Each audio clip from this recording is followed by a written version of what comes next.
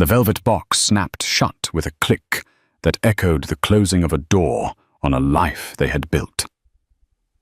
Bryony Sloane stared at it, resting on the cold marble of their kitchen island, her hand instinctively cradling the gentle swell of her 6-month pregnancy. Inside that box was the diamond necklace Elias had promised she would wear to the Starlight Gala, the crowning social event of their year. But the necklace, like the promise, was no longer for her.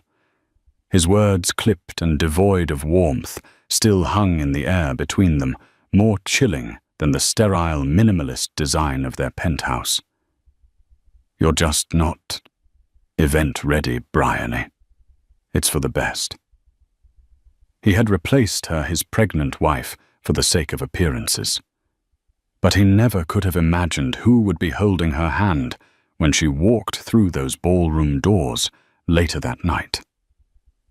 The silence in the penthouse on the 52nd floor of the Oracle building was a living entity.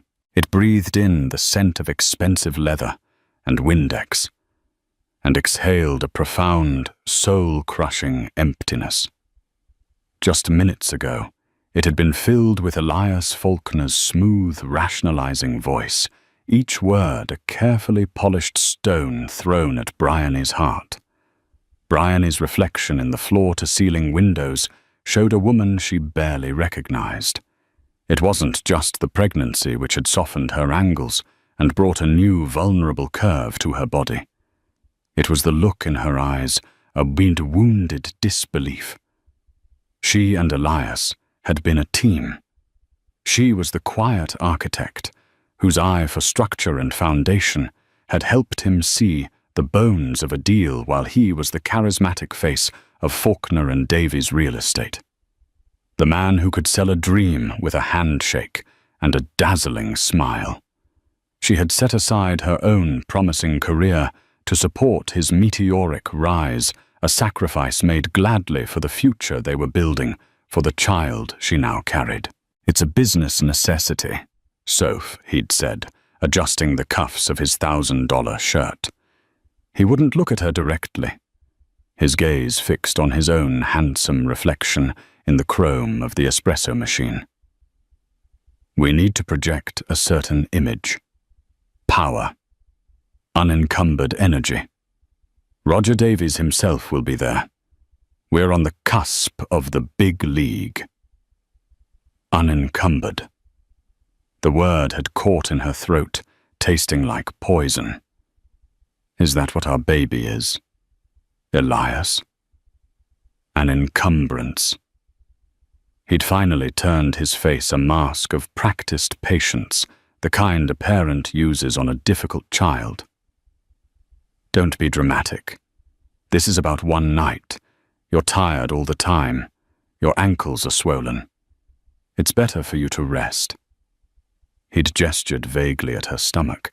Better for the situation. The situation, she whispered to the empty room now. Not our baby. Not our son. The situation. The final brutal blow was the name he'd let slip. He was taking Katrina Bell. Katrina was a junior associate at his firm, a woman who was all sharp angles, sharper ambition, and a smile that never quite reached her cold, calculating eyes. Bryony had seen the way Katrina looked at Elias during the company's last holiday party. Not with admiration, but with the predatory gaze of a shark that had scented a path to bigger waters. She'd seen the late-night texts he'd dismissed as urgent project details. Her intuition had screamed, but her love had told it to be quiet. Now her love was silent, and her intuition was a roaring inferno. He hadn't just uninvited her. He had replaced her with her replacement. A wave of nausea wholly unrelated to her pregnancy washed over her. She stumbled to the bathroom, her hand braced against the cool, imported Italian marble wall. Collapsing onto the heated floor, she let the sobs come, deep, ragged sounds of a world breaking apart. It wasn't just the humiliation of the ball. It was the casual cruelty, the dismissal of her as a person, as his wife, as the mother of his child. She was a line item in his life that had become inconvenient, a variable in his equation for success that needed to be temporarily removed. She cried for the woman she had been, the bright, hopeful girl who had fallen for a charming, ambitious man. She cried for the plans they had made, the names they had debated for their son, the future that now felt like a cruel fantasy. Lying on the cold tiles with the distant indifferent hum of the city below, Bryony Sloane felt utterly and completely alone. Hours bled into one another. The sun, a fiery orange ball, began its descent over the Hudson, painting of the sky in hues of fear and sorrow.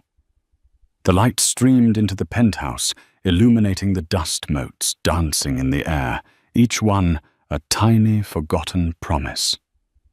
Bryony pushed herself up. Her face was blotchy, her eyes raw. She caught her reflection again. But this time, something else flickered behind the pain. It was anger, a cold, clear, diamond-hard fury that began to crystallize in the ruins of her heart. He thought she was weak, an encumbrance, a tired, swollen woman to be hidden away while he and his mistress paraded around, securing his future.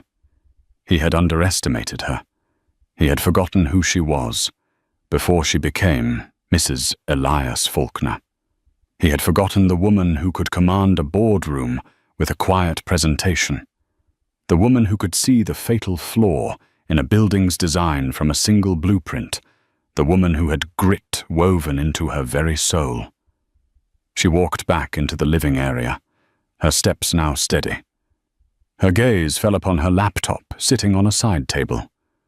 An idea wild and audacious sparked in her mind.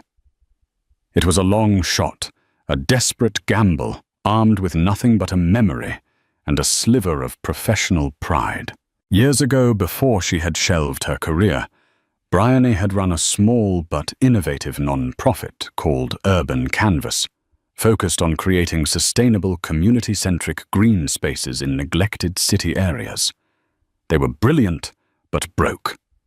In a last-ditch effort, she had secured a meeting with the Knight Foundation, the philanthropic behemoth founded by the legendary and legendarily reclusive tech billionaire Donovan Knight. She hadn't met the man himself, not in person. The meeting was with his board. But as she was packing up her presentation, a low, calm voice had spoken from the doorway.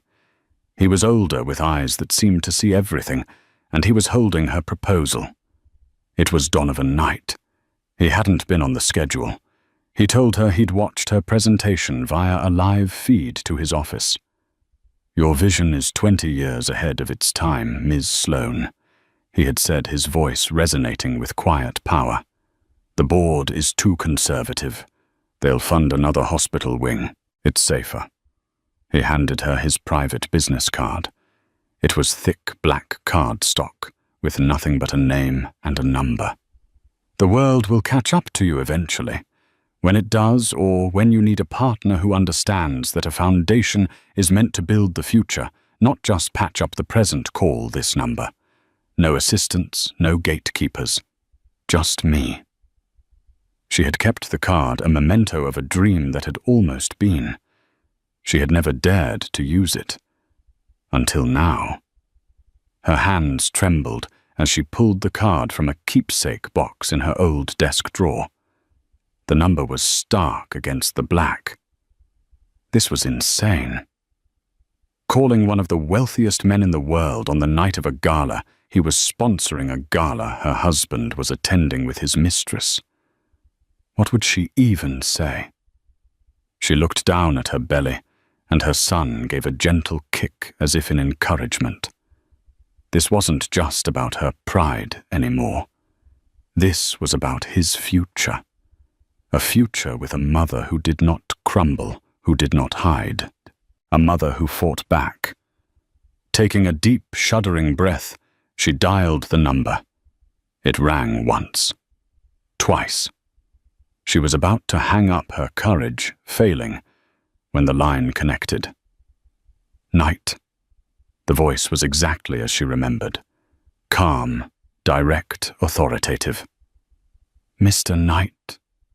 She began, her own voice barely a whisper. She cleared her throat. My name is Bryony Sloane. We spoke once, several years ago, about my project, Urban Canvas. There was a pause. For a terrifying second, she thought he would have no memory of her, that she would be dismissed as just another crank call. I remember Ms. Sloane, he said, and she could have wept with relief. Sustainable architecture with a social conscience. You wanted to build a park on top of a derelict warehouse in the Bronx. I told you the board were fools. Tears welled in her eyes again, but this time they were not tears of sorrow. Yes, that was me. Your call is timely. I was just reviewing the guest list for this ridiculous Starlight Gala I'm being forced to attend tonight. Your husband Elias Faulkner is listed.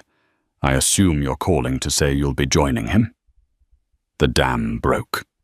The words came tumbling out, not a polished pitch, but a raw, honest confession of her situation. She told him about her husband's cruelty, about Katrina Bell, about being cast aside because her pregnancy was an inconvenience to his ambition. She didn't ask for pity. She framed it as a business proposition, born of desperation. Mr. Knight, my life has just been fundamentally restructured. I need to secure a future for my child, and I can't do that by hiding. I need to relaunch my work. The Starlight Gala is for Children's Hope. The most influential people in New York will be there. I need to be there too. Not as a victim, but as the founder of the Sloane Initiative. I need a sponsor, not for the night, but for a new beginning. I know this is an insane, unprofessional request, but you told me to call when I needed a partner to build the future. Well, my future just started today. The silence on the other end of the line stretched on, and Bryony held her breath, her heart hammering against her ribs. She had laid her entire broken soul bare. Finally, Donovan Knight spoke again. His voice had lost its dispassionate edge, replaced by something else, a note of steel. Ms. Sloane, he said slowly. I despise bullies, and I detest men who mistake kindness for weakness.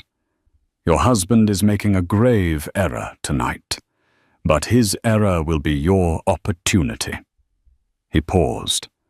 I am the lead sponsor of tonight's event. It's dreadfully boring, and I was planning on making a token appearance and leaving. But you have just given me a reason to stay. You don't need a sponsor for the night, Bryony. You need an ally, a partner. Be ready in 90 minutes. My car will be downstairs. Bryony was stunned into silence. And Bryony, Donovan Knight added his voice low and firm. Wear something that makes you feel powerful. Tonight we are not just attending a ball. We are making a statement. The line went dead. Bryony stared at her phone, her mind reeling. The despair that had crippled her only an hour ago was gone, replaced by a terrifying, exhilarating surge of adrenaline.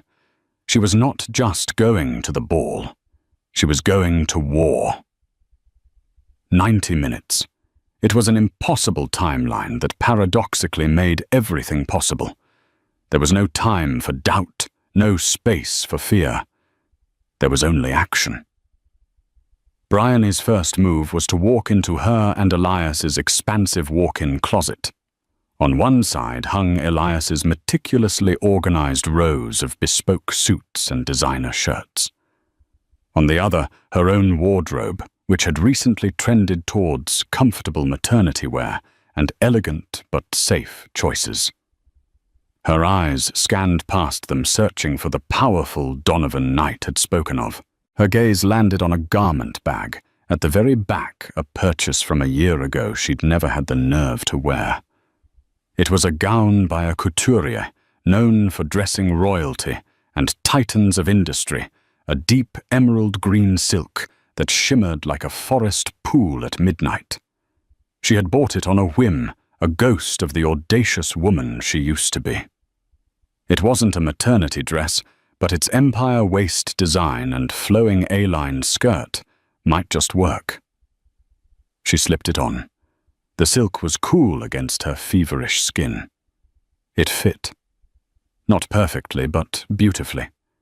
The high waist sat just above her baby bump, cascading down in a waterfall of rich fabric that made her look not hidden or swollen, but regal, ethereal. The deep V neckline was daring, but the overall effect was one of commanding elegance.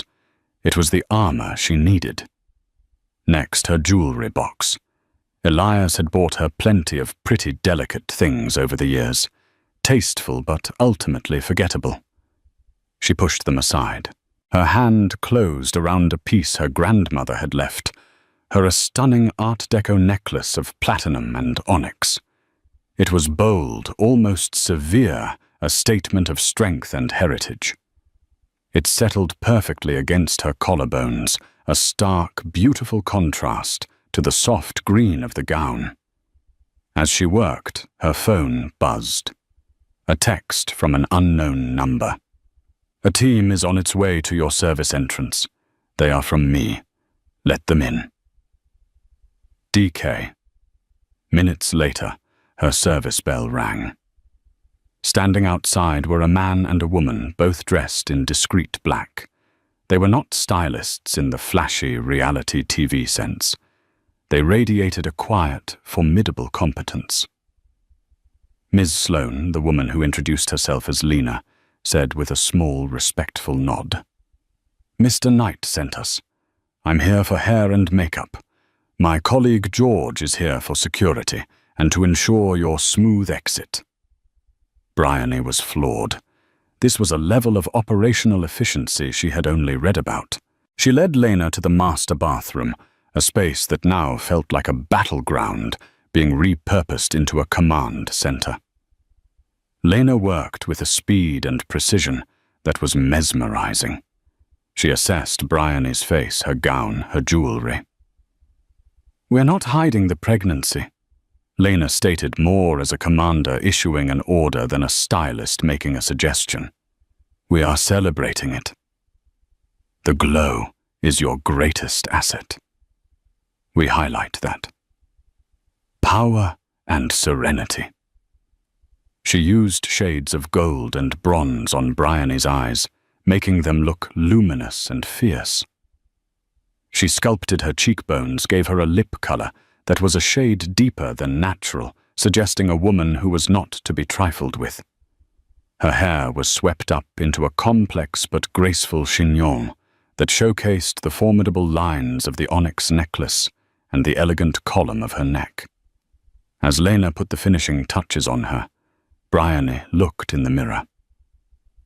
The tear-stained broken woman from a few hours ago was gone. In her place stood a queen. She looked powerful. Yes, but more than that, she looked serene. She looked like a woman who knew her own worth, a woman who was standing on the precipice of her own life, not falling from the edge of someone else's. Meanwhile, George, the silent security man, had done a quiet sweep of the apartment. He spoke into a discreet communications device in his wrist. "Asset is secure. Preparing for extraction in 10. Have the vehicle ready at the south service exit. No press." Extraction.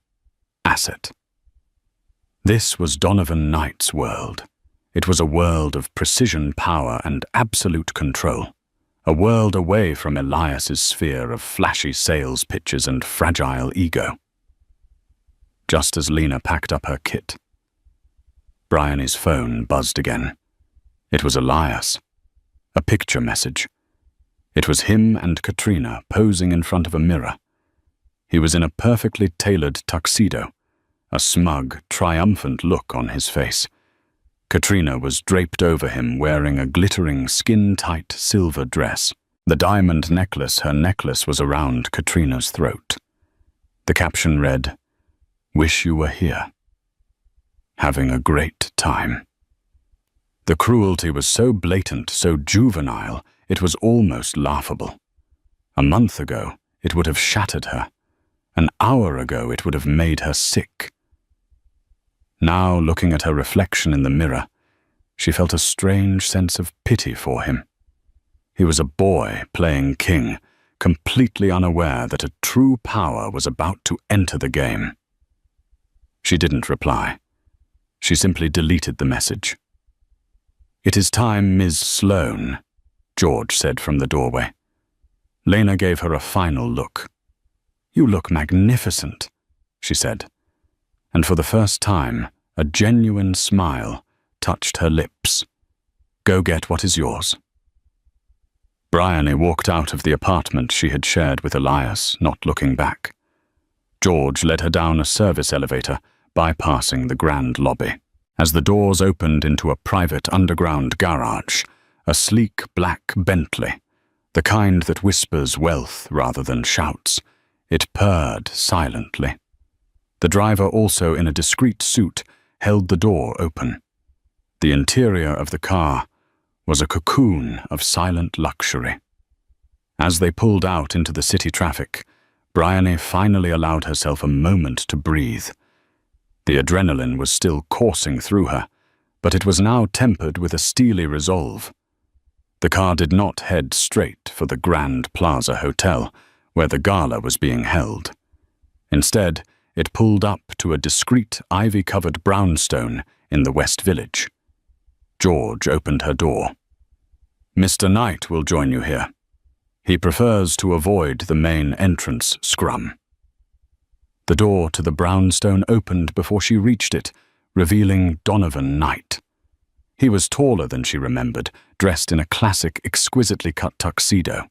He wasn't handsome in the conventional, polished way Elias was. His was a face carved by intelligence and experience, his grey streaked hair adding to his air of authority. His eyes, a startlingly clear blue, assessed her in an instant.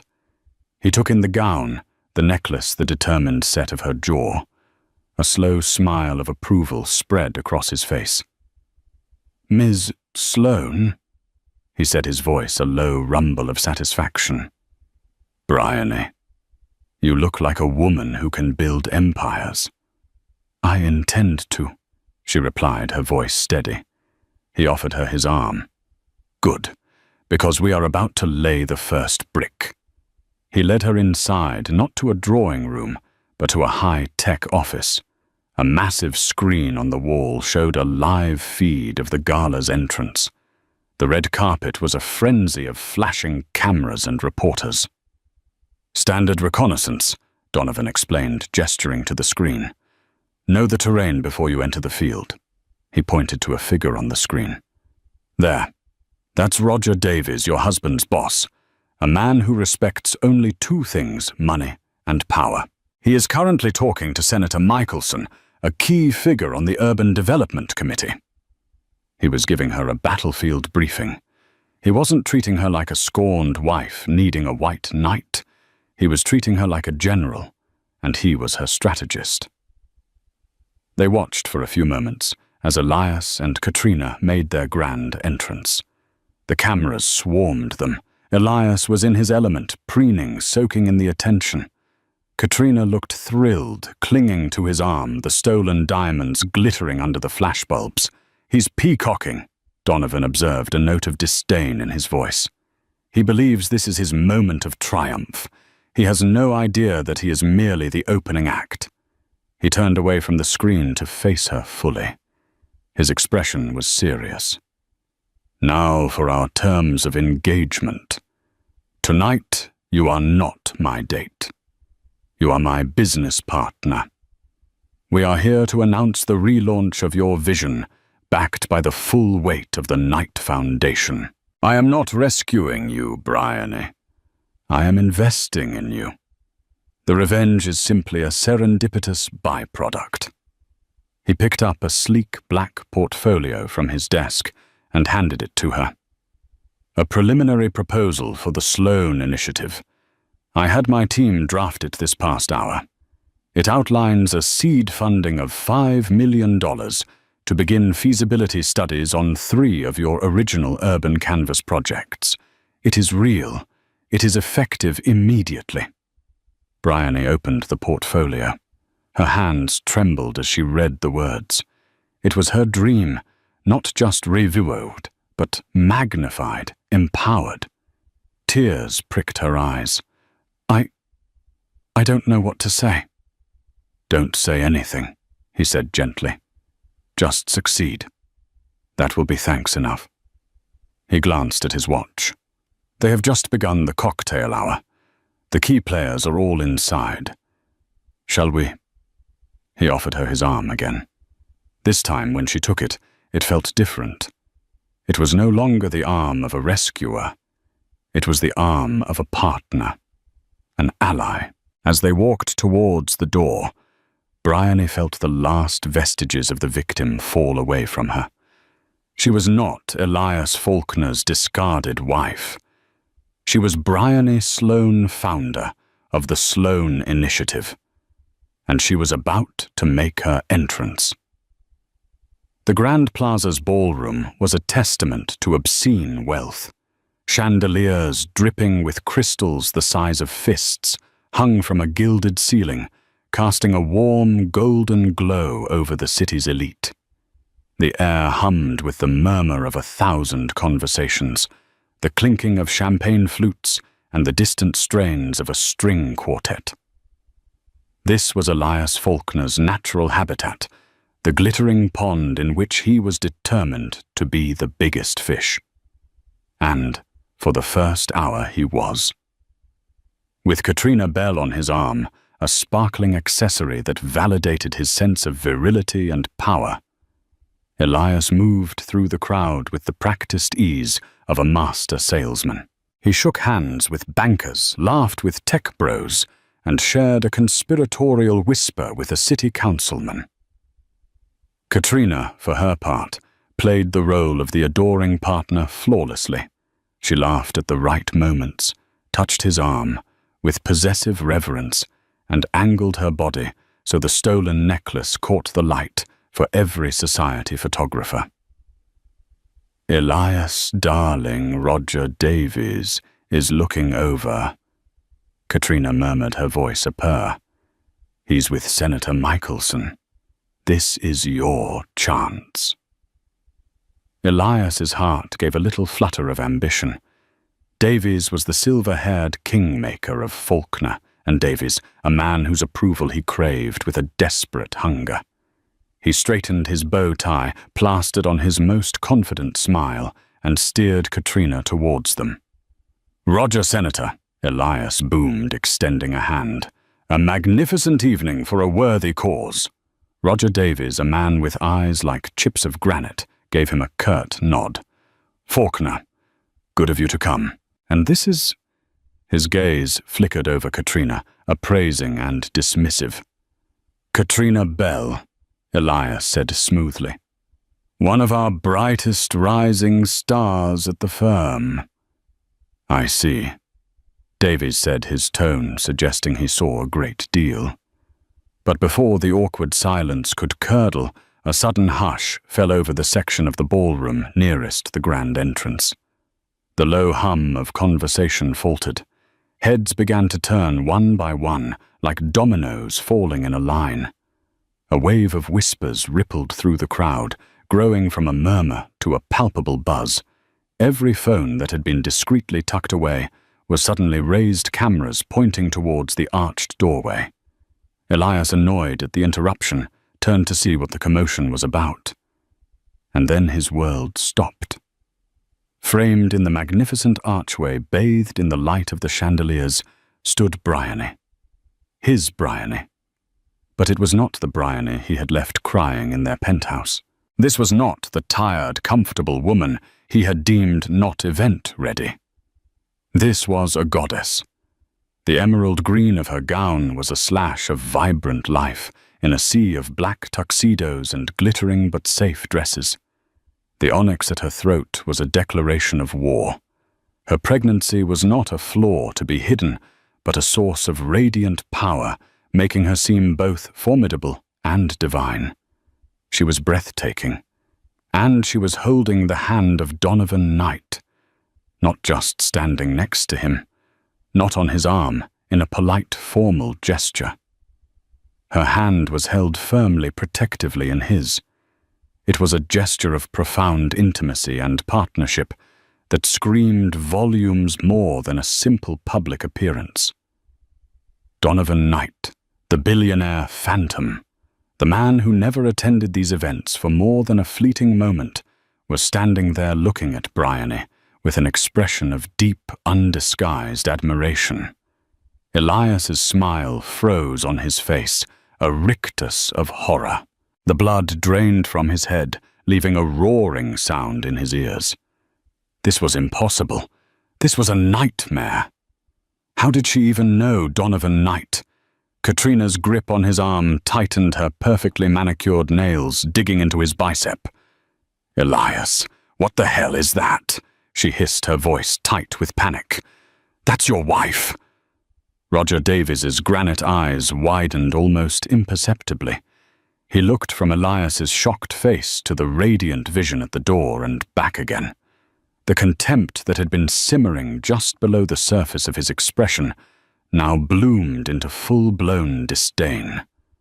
"Faulkner," he said, his voice dangerously low. "You have some explaining to do." But Elias couldn't speak.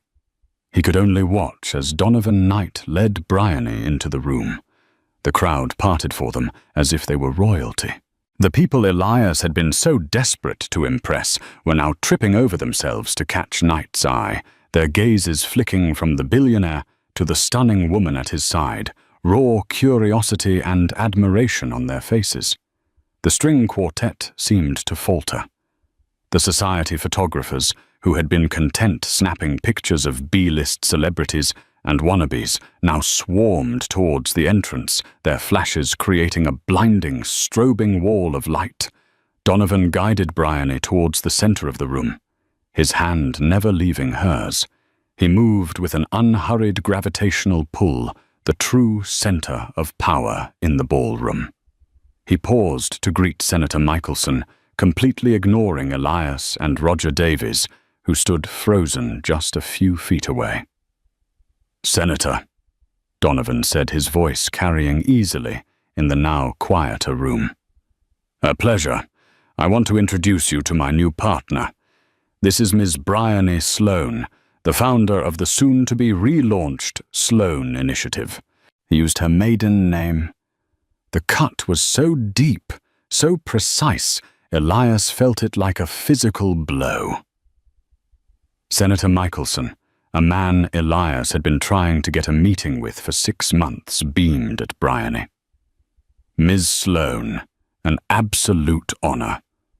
Donovan has spoken of nothing else for the past week. He says your vision for sustainable urban development is revolutionary.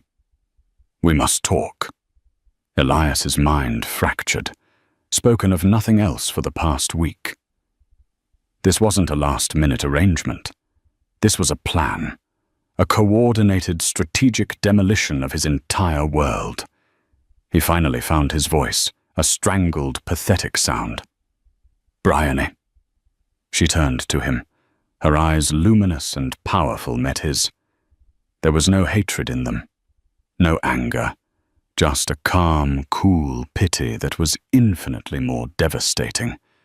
She looked at him as if he were a stranger, a minor obstacle she had already mentally cleared from her path. "Elias," she said, her voice even. "I don't believe you've been introduced to my business partner, Mr. Donovan Knight." Donovan turned his gaze on Elias, and for the first time Elias understood the difference between being rich and being powerful. Elias's wealth was a performance.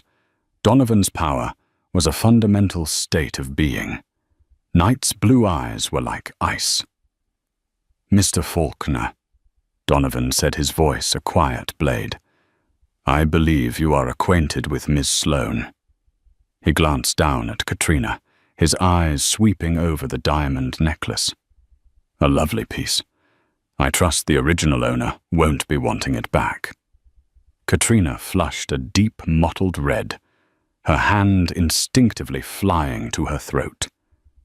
In that one sentence, Donovan Knight had branded her a thief in front of the most influential people in New York. Her social currency, so carefully curated, had just been incinerated.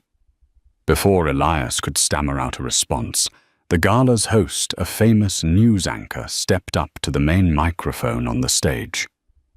"Ladies and gentlemen, if I could have your attention, it is time for our main event, the Starlight Auction." A wave of relief washed over Elias. The auction. This was his chance to recover. He was planning to bid on the headline item, the naming rights to a new pediatric wing at the city hospital. A splashy 7-figure donation would put him back in the spotlight, show his power, and erase this humiliation. The bidding started. It quickly climbed past 500,000, then 1 million. Finally, it was down to 2 bidders, Elias and a rival real estate developer. The room watched enthralled. 1.5 million, Elias yelled, his voice strained, desperate to reclaim his territory. His rival hesitated, then shook his head, conceding. A smattering of applause broke out. Elias felt a sliver of his bravado return. He glanced at Roger Davies, hoping to see a flicker of restored respect. Davies was watching, but his face was unreadable. 1.5 million going once, the auctioneer called. Going twice. 5 million, a calm voice stated from the center of the room. A collective gasp went through the ballroom. All heads swiveled back to Donovan Knight. He hadn't even raised his hand. He had simply spoken. The auctioneer was flustered.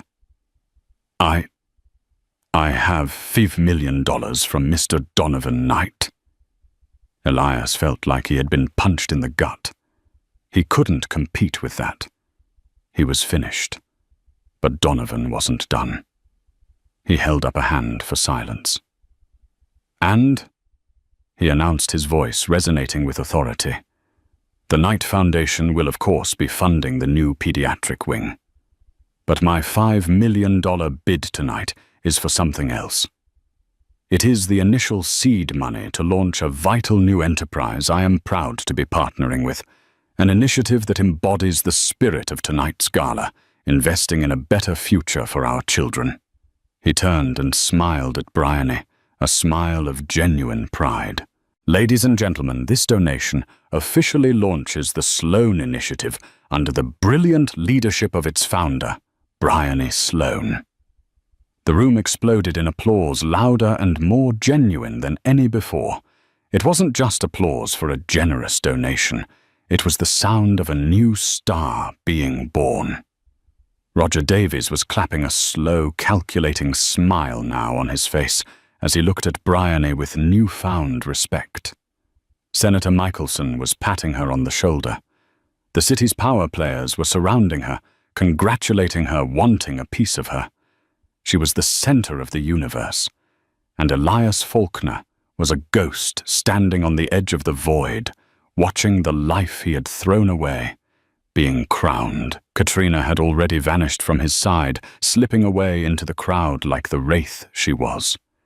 He was utterly, devastatingly alone. Bryony caught his eye one last time across the crowded room. She gave him a small, almost imperceptible nod.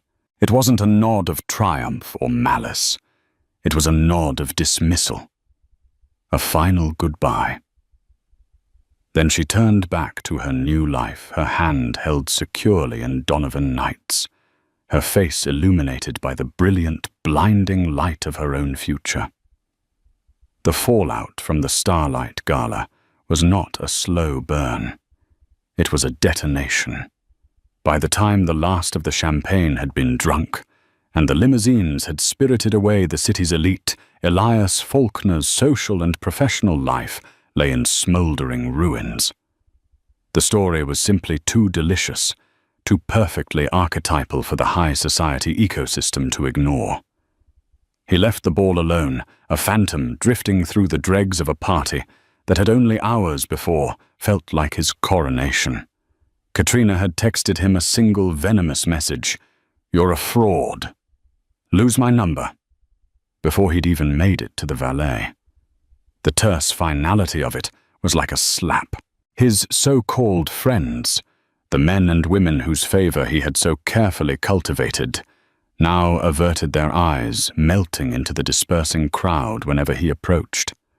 The chill was absolute, a social permafrost from which he knew there would be no thaw. The drive back to the penthouse was a surreal journey through a city that no longer felt like his own. The towering, brilliantly lit skyscrapers that had always filled him with a sense of ownership and ambition now seemed to mock him, their lights like a million judgmental eyes. He was an outsider, looking in a ghost, haunting his own life. He let himself into the apartment, and the silence that greeted him was a physical weight. It was no longer the serene, minimalist quiet he had curated as a status symbol. It was the profound, suffocating silence of a tomb. Every polished surface, every piece of designer furniture seemed to reflect his colossal failure. He walked through the space, his footsteps echoing unnervingly on the marble floors. He half expected to see Bryony curled on the sofa waiting for him with tears and recriminations. The confrontation he had dreaded now felt like a luxury he would be denied. The apartment was empty. A quick, frantic search of their walk-in closet revealed the first clue that this had been more than a spur-of-the-moment act of defiance. Her most cherished personal items were gone: the Art Deco necklace, a few key pieces of clothing, a box of personal keepsakes from her old desk. This wasn't just a reaction, it was an evacuation. She had been planning her exit while he was preening for his mistress. The thought sent a fresh wave of cold dread through him. He hadn't just misjudged her mood. He had fundamentally misunderstood the woman he was married to. He collapsed onto the edge of their perfectly made bed, the bed they would never share again, and stared at his phone, watching the first tendrils of the story snake their way through social media. The humiliation was just beginning. The next morning, his fears were realized in spectacular fashion. The city's most influential and feared society blogger, Penelope Vance, published her recap of the gala. Her column, The Vance Verdict, was required reading for anyone who was anyone, and she had taken to her subject with the vicious glee of a master butcher. The headline was a masterpiece of schadenfreude. Night's new dame, Billionaire, backs spurned wife in gala power, play for the ages. Elias's hands trembled as he read the prose on his tablet, the coffee he'd just brewed turning to acid in his stomach. While the borscht belt comedians say, "Take my wife, please," real estate hotshot Elias Faulkner took the adage a bit too literally last night, the column began. He arrived at the Starlight Gala with a tragically overdressed associate, Ms. Katrina Bell, clinging to his arm like shrink wrap. Ms. Bell wore a diamond necklace that sources say bore a startling resemblance to one Mr. Faulkner had recently purchased for his expectant wife.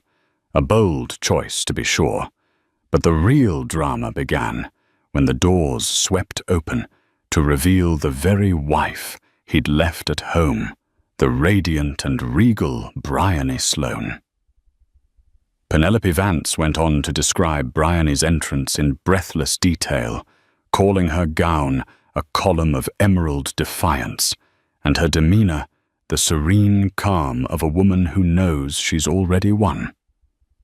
The partnership with Donovan Knight was presented not as a date, but as a strategic alliance of staggering proportions. The worst part was the description of the auction. Mr. Faulkner, in a desperate bid to reclaim a sliver of his dignity, engaged in a chest-thumping bidding war for the naming rights to a hospital wing. It was a pathetic spectacle, like a poodle barking at a lion. And then the lion roared. Donovan Knight, with 2 words and a $5 million bid, didn't just win the auction. He publicly reallocated Mr. Faulkner's wife's destiny, anointing her the head of a new Knight-backed initiative. One has rarely witnessed such a complete and utter public vivisection. By the end of the night, Mr. Faulkner was left with nothing but a cancelled check and the ghost of a career. His phone rang shrill and demanding. It was Roger Davies' assistant. "Mr. Davies would like to see you in his office."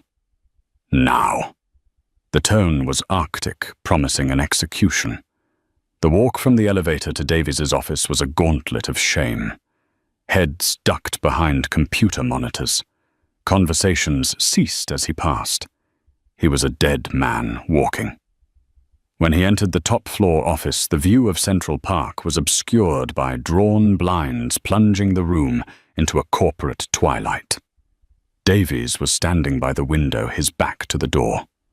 "I built my reputation, and the reputation of this firm, on 2 principles. Faulkner." Davies began his voice, a low, dangerous growl. "Strength and foresight. I expect my senior partners to embody those same principles, to project them, to live them." He finally turned, and his face was a mask of cold fury. "Last night you showed neither. You showed catastrophic weakness by allowing your messy personal life to explode in the most public forum imaginable, making yourself, and by extension, this firm, a laughingstock." He slapped a copy of the Financial Times onto his expansive mahogany desk. The sidebar headline was stark: "Donovan Knight backs Sloan Initiative, shaking up urban development sector."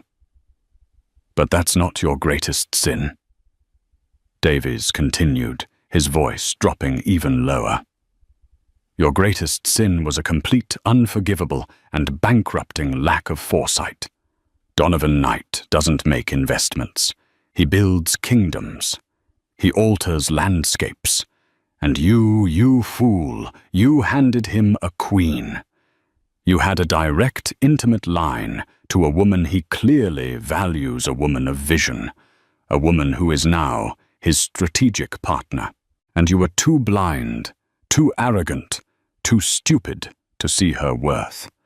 You didn't just fail to recognize a valuable asset, you actively discarded it. You made us look like we can't recognize value when it's sleeping in our own goddamn bed." The termination was swift and merciless. He was to clear out his desk by noon. There was no negotiation, no severance package beyond the contractual minimum. He was a liability, an infected limb being amputated before the gangrene could spread. For Bryony, the days following the gala were a whirlwind of a different sort. Her phone didn't stop ringing, but the calls were from architects she'd long admired, city planners, journalists from national publications, and even an old professor from graduate school. "I always knew you had it in you, Bryony," he'd said, his voice brimming with pride. "You just needed the right foundation." She realized with a startling clarity that her value had always been there. Recognized by those who knew what to look for. It had just been dormant, overshadowed by Elias's blinding ambition. True to his word, Donovan was a partner, not a savior. He arranged a meeting 2 days after the gala, not in a stuffy boardroom, but at a bright, airy loft in Soho, with exposed brick walls and massive, sun-drenched windows. A temporary headquarters, he said, gesturing around the empty space. Think of it as a blank canvas. Your canvas. Bryony walked through the loft, her hand resting on her stomach. She could feel the potential of the space, the light, the energy. It felt like her future. It's perfect, she breathed. This is your vision, Bryony, he told her, his tone serious as they stood looking out over the bustling streets below. My foundation will provide the resources, the legal team, the financial advisors, the PR infrastructure. They are tools for you to use. I am not your boss. I am your ally, your first investor. Your success is the only return I'm interested in. His respect was a balm on the wound of Elias's dismissal. He saw her mind, her talent, her resilience, and he valued it. A week after the gala, a legal courier arrived at the penthouse while Elias was in the midst of the humiliating task of packing his bespoke suits and expensive trinkets into cardboard boxes. The courier delivered a crisp manila envelope. Inside were divorce papers. They were filed on the grounds of infidelity and irreconcilable differences, the language cold and efficient. Bryony was not asking for the penthouse or for a punitive settlement. The papers outlined a simple, clean break. She was reclaiming her maiden name, taking only her personal effects, and a small inheritance from her grandmother. She was also requesting a fair and structured child support agreement to be placed in a trust for their son, managed by a neutral third party. There was no angry letter, no final dramatic confrontation, just the cold, clean paperwork of a life being surgically excised from his. He slumped against a stack of boxes, the papers trembling in his hand. The lack of emotion was the most damning indictment of all. It told him that he was no longer worth her anger. He was simply a chapter she had finished reading and was now closing for good. The seasons turned. The city shifted from the crisp, golden light of autumn to the deep, biting freeze of winter. Elias's world, once so expansive, had shrunk to the size of a prison cell. He couldn't find a job at any reputable firm in Manhattan. The story of the gala had branded him. He was eventually forced to take a junior position at a small second-rate development company in New Jersey, a soul-crushing commute to a job that was a shadow of his former life. He sold the penthouse at a loss to cover his mounting legal fees and moved into a sterile, soulless apartment complex that smelled of disinfectant and quiet desperation. Bryony, meanwhile, blossomed. Her pregnancy progressed, and her inner radiance seemed to intensify with each passing week. The Sloan Initiative was no longer just an idea. It was a vibrant, growing organization. She hired a small, brilliant team, including a trusted colleague from her old urban canvas days, and their first project, transforming a set of abandoned railway tracks in the Bronx into an elevated greenway for a low-income community, was already garnering national attention and praise never had and never could. "Donovan," she said softly, her voice thick with emotion. "Thank you for everything." He met her gaze, his own blue eyes gentle and full of a profound warmth. "Bryony," he replied, his voice low and sincere. "I should be thanking you. You reminded me what it feels like to build something that truly matters, not just something that's big." A comfortable, promising silence settled between them, a silence filled not with emptiness, but with unspoken possibility. The future was unwritten, but for the first time in a very long time, Bryony Sloan was holding the pen, and the pages were bright, clean, and entirely hers to fill. Her son kicked a strong, steady beat against her hand, the insistent, beautiful rhythm of a new life, her new life about to begin. In the end, this wasn't just a story about revenge. It was a story about reclamation. Bryony Sloane didn't just get even. She got everything. She reclaimed her name, her career, her strength, and her future, transforming a moment of profound betrayal into a foundation for a life of purpose. It's a powerful reminder that our lowest moments do not have to define us. Sometimes the demolition of the life we thought we wanted is the necessary first step to building the one we were always meant to have. True power isn't about the applause you receive in a crowded room, but the quiet, unshakable value you build within yourself. $1 million mansion, a glittering charity gala, and a rumor that shattered her world. These were the moments that changed Veronica Caldwell's life forever. The night she glimpsed her millionaire husband, Arthur Caldwell, in a corner suite with another woman, her heart stopped and her reality came undone. But Veronica wasn't one to wilt under heartbreak. In a blaze of fury and determination, she demanded answers. Within hours, she'd contacted high-profile attorney Lisa Bloom, filed a lawsuit, and sought to freeze Arthur's assets. Little did she know this was only the beginning. Betrayal, hidden secrets, and shocking revelations lay just beyond the door. Veronica Caldwell had been raised with modest means in a small Midwest town called Havenwood. When she first met Arthur, it was during a charity event at the luxurious Blackwell Hotel in downtown Chicago, where she had been working as an event organizer. He introduced himself with a gentle smile and impeccable charm, claiming to be a philanthropist looking to support children's healthcare initiatives. Veronica was drawn to his warmth and what appeared to be genuine kindness. Arthur was a man with an understated confidence and a magnetic presence that commanded the room.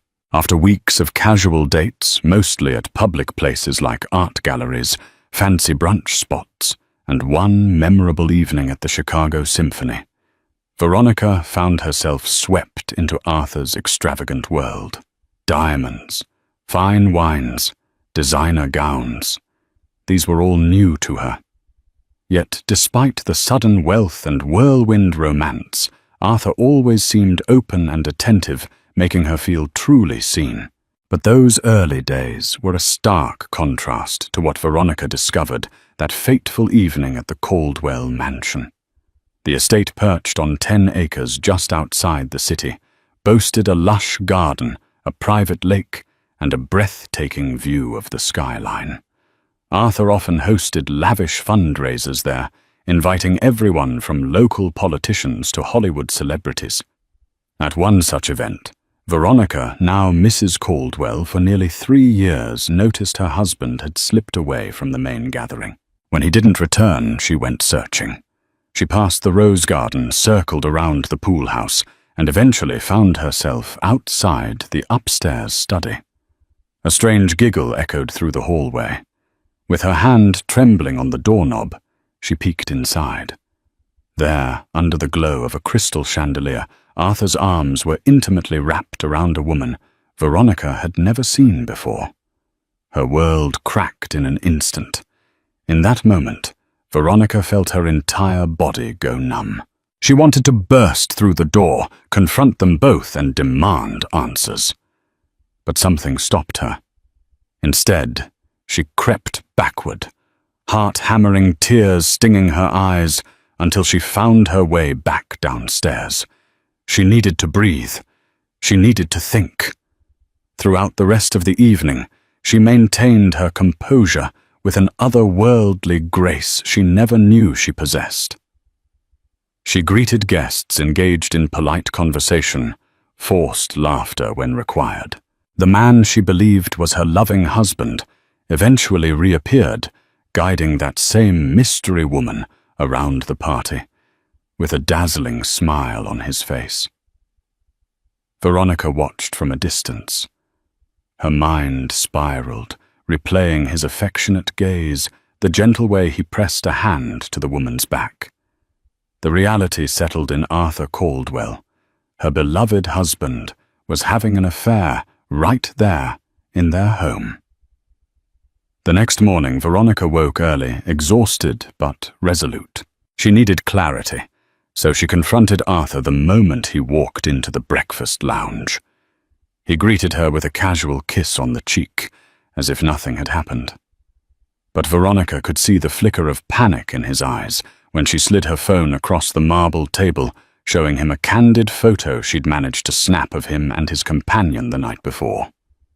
Arthur's expression froze, and for a moment his perpetual calm facade cracked. He tried to stammer out an excuse, something about a harmless flirtation, a misunderstanding, the woman being a potential investor. Veronica felt her stomach churn. She might have believed him once, but the way he'd held that stranger was anything but professional. Before Arthur could collect himself, she walked out. The weight of betrayal settled heavily on her shoulders, fueling her next step. Though Veronica had never considered divorce or anything drastic, she wasn't naive. Growing up with a single mother who struggled to make ends meet taught her one thing: preparation was everything. She had a friend from college, Laura Singletary, who now worked as an associate at a prestigious law firm in Chicago. Veronica left the mansion and sped through winding roads until she reached Laura's office. Tearing up in the reception area, Veronica recounted the entire incident, from the moment she caught Arthur in the act to his feeble denials. Laura, always pragmatic and fiercely loyal, recommended they call in a top-tier attorney specializing in complex divorces and asset management. That was when Lisa Bloom's name came up. Realizing how complicated things might get, especially given Arthur's wealth and political connections, Veronica agreed. She wanted the best, and if it meant going toe-to-toe with her husband's empire, so be it. Within hours, Laura had arranged a meeting in Lisa Bloom's chic downtown office. Veronica sat in a plush leather chair, scanning the glossy photos of high-profile clients on the walls, feeling both intimidated and strangely emboldened. Lisa entered with a focused energy, wearing a smart black suit and practical heels. She listened intently as Veronica poured out her story. When Veronica finished, Lisa's eyes narrowed with professional determination. "We have options," she said firmly, detailing the potential legal strategies. Filing for divorce was straightforward. But if Arthur was indeed funneling money or shifting assets around, Veronica needed to act fast to ensure she got her fair share. You'd be surprised, Lisa warned, how many times wealthy spouses try to hide funds overseas or in obscure trusts once they suspect a breakup. Veronica's head swirled, but she knew one thing: she had to protect herself. With a deep breath, she agreed to proceed. On Lisa's advice, they decided to file a petition for divorce and a motion to freeze Arthur's assets immediately. Veronica wasn't out for revenge. At least that's what she told herself.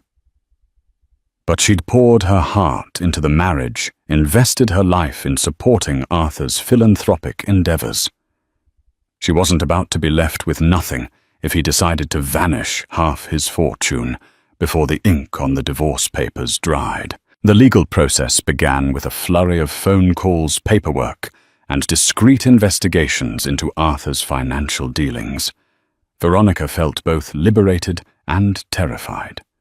Each phone call with Lisa or Laura revealed more complexities: shell companies overseas, accounts, business partners who might not be entirely legitimate. She discovered that Arthur was far wealthier than she'd even realized. The sense of betrayal grew deeper. Not only had he been unfaithful, he'd also kept hidden parts of his life from her. The first real confrontation happened just 3 days after she filed. Veronica was alone in the Caldwell mansion, in the very study where she'd caught Arthur cheating. She was packing up some personal belongings when she heard footsteps in the hallway. Arthur appeared, face taut with anger, a crumpled envelope in his hand. "You served me divorce papers," he said, voice shaking with fury. Veronica tried to stand her ground, but fear twisted in her stomach. Arthur looked like a man pushed beyond his limits. "You cheated on me," she responded, her voice surprisingly steady. "There's no going back." Arthur launched into an elaborate denial, trying every angle, blame, begging threats. He claimed her lawsuit was a blatant money grab, accusing her of only wanting his fortune. Veronica's hands trembled, but her resolve remained firm. She walked out, letting his accusations echo unanswered behind her.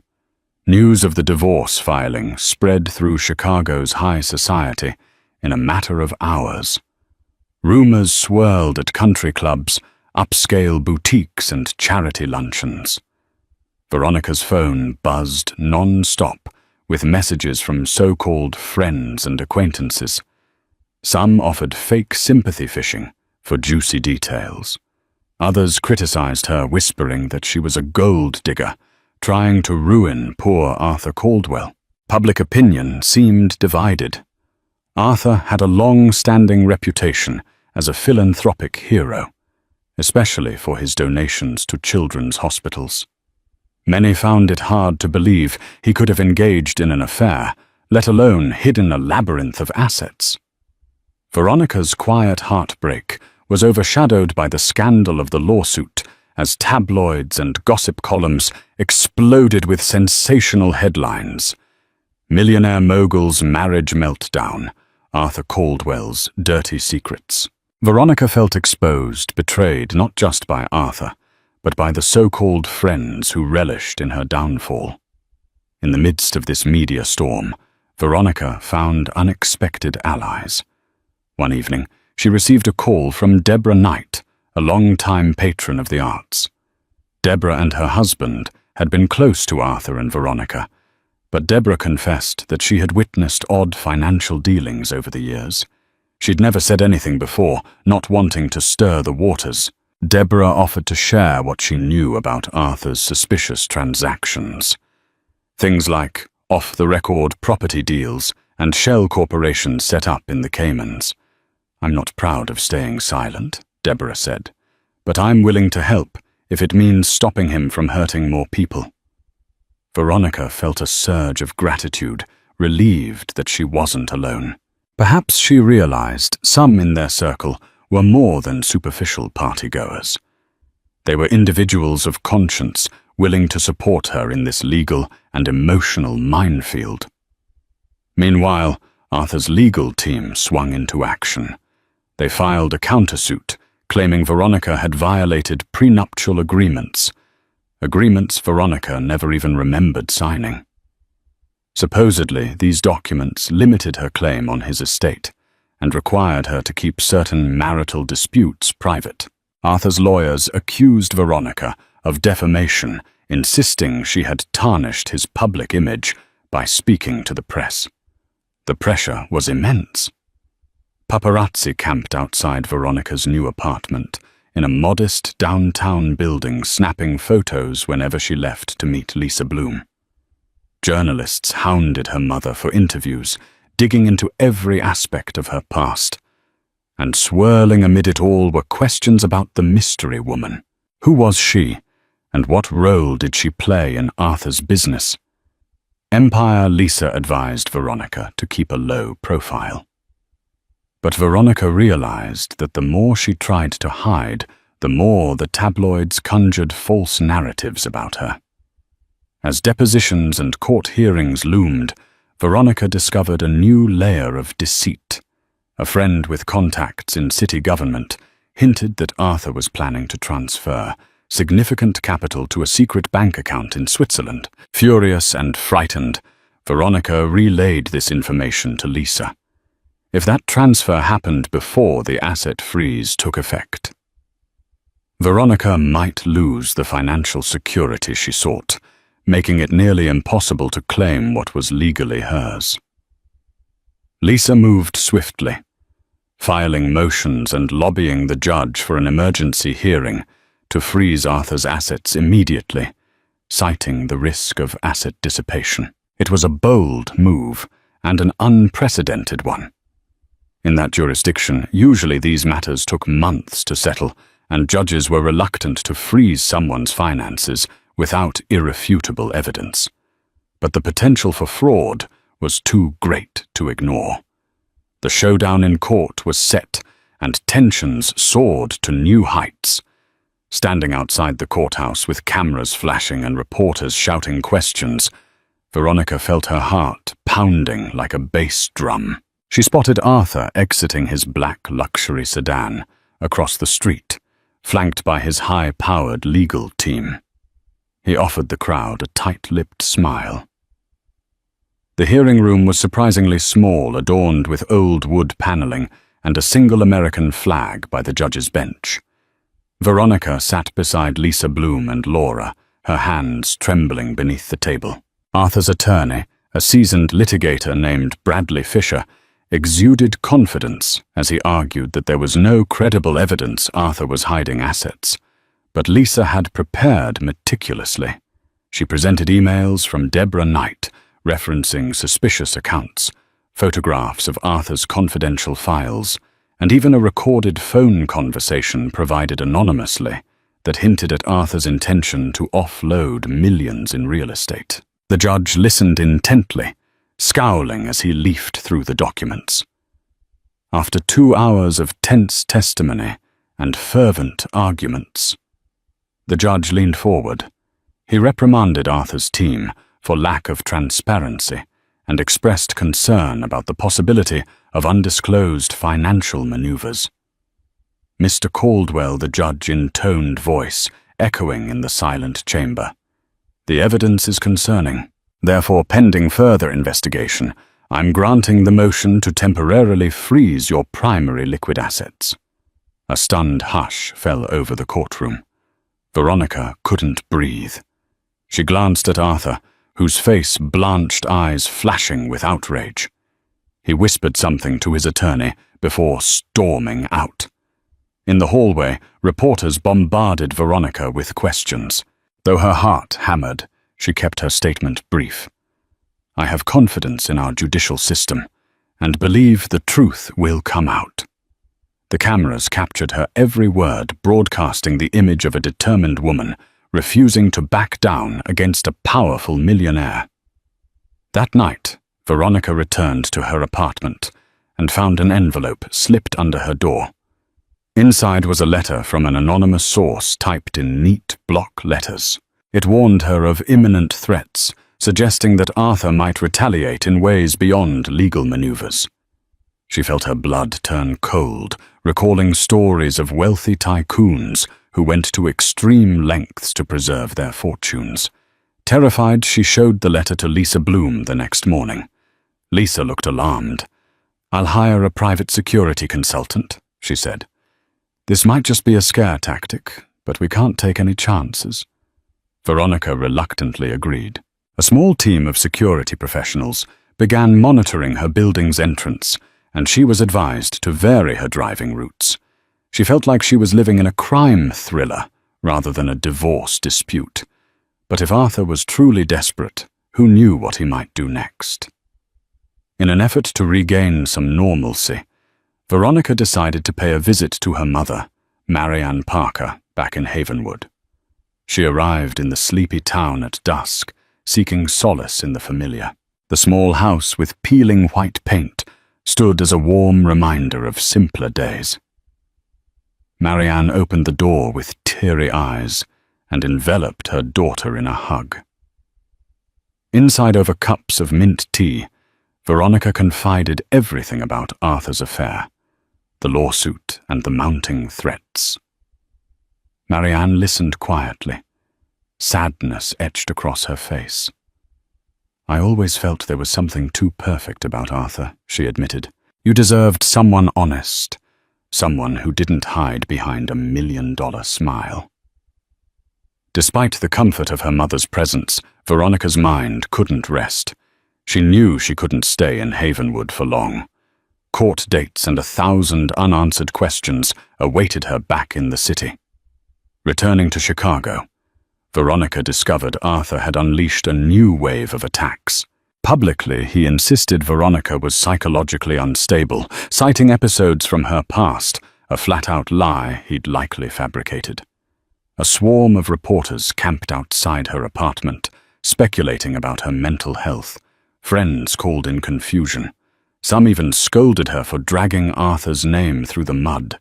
Lisa Bloom arranged a press conference at her firm's office to set the record straight. Veronica, nerves on edge, stood before a sea of microphones and delivered a measured statement. "These allegations are false. I have never been diagnosed with any mental health condition, nor have I experienced episodes. I am simply standing up for my rights." She left immediately afterward, tears brimming. The cruelty of Arthur's campaign to discredit her felt like a second betrayal, compounding the heartbreak she'd already endured from his affair. Yet amidst the chaos, a breakthrough arrived. Laura Singletary had been quietly digging into Arthur's corporate records. Late one evening, she called Veronica, voice trembling with excitement.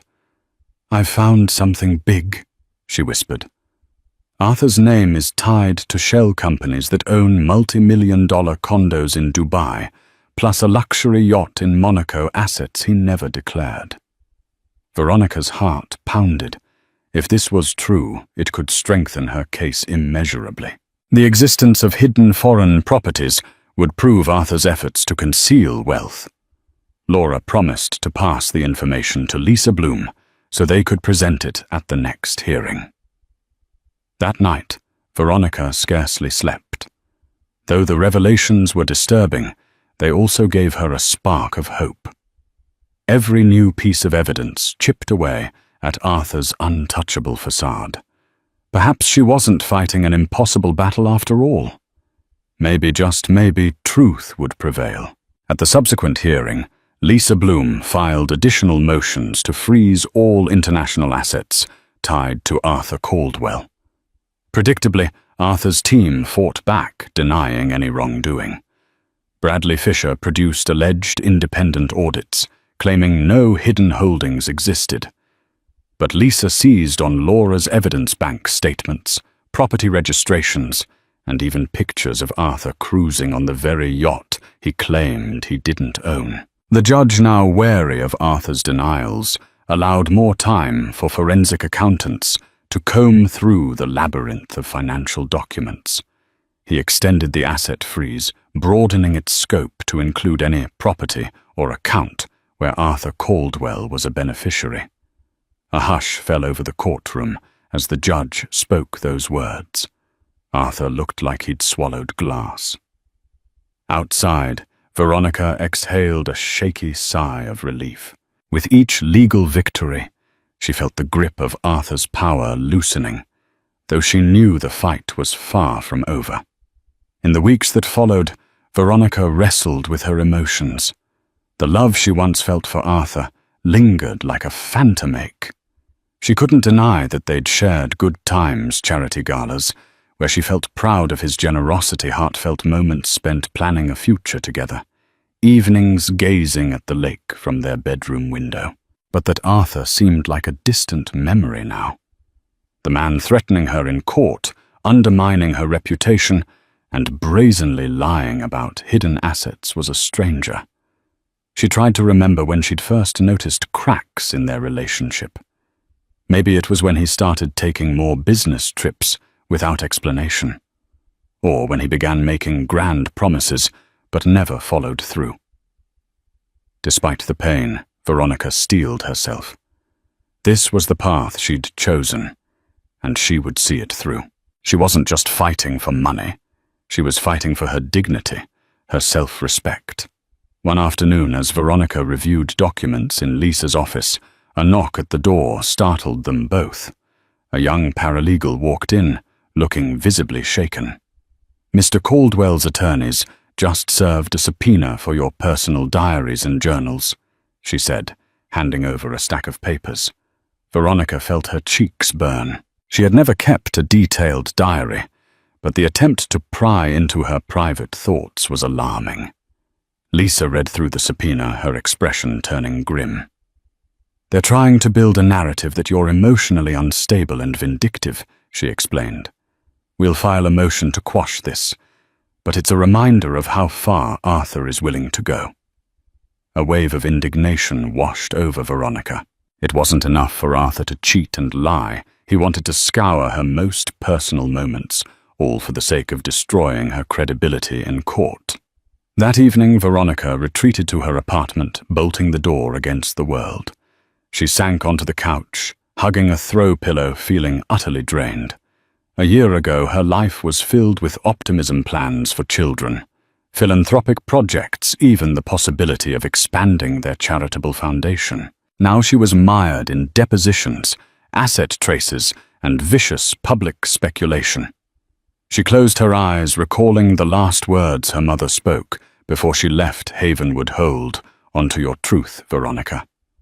People can spin lies all they want, but if you don't bend, they can't break you."